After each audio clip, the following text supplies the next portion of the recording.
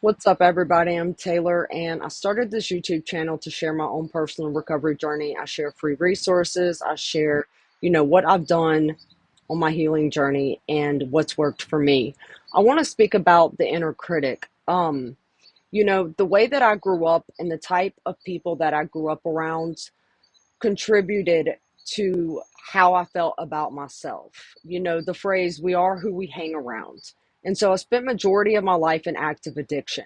So when I came into recovery, I did not feel good enough. I did not feel like I deserved change. I had so much resentment, guilt, shame, and the list continues to go on. I was so full of suffering.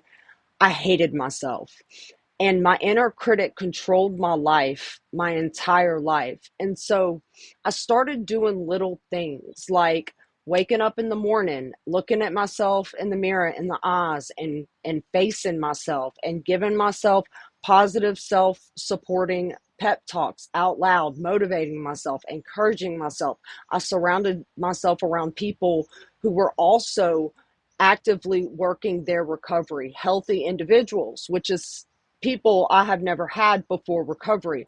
I wasn't a healthy individual. So I had to learn how to become healthy. And I'm still learning today because recovery is a process.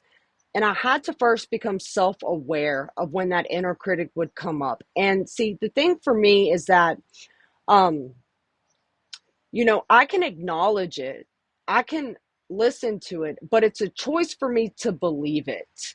And I got to some point at some time in my recovery when I realized, yes, I can make this change work and I will change. And I am willing to do whatever it takes to change my inner self, my inner suffering.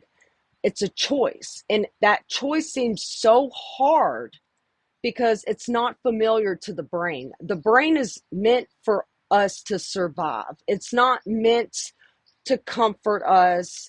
It's meant for survival. So if all I've ever done in my life have I lived in survival mode, um, negative self-talk, unhealthy relationships, being in abusive relationships, being in active addiction.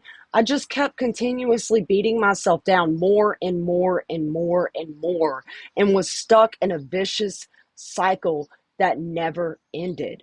So by becoming aware of my negative self-talk and redirecting it and saying something positive, something meaningful, something that I could believe. And simple, I believe in myself. Every day, all throughout the day, I believe in myself.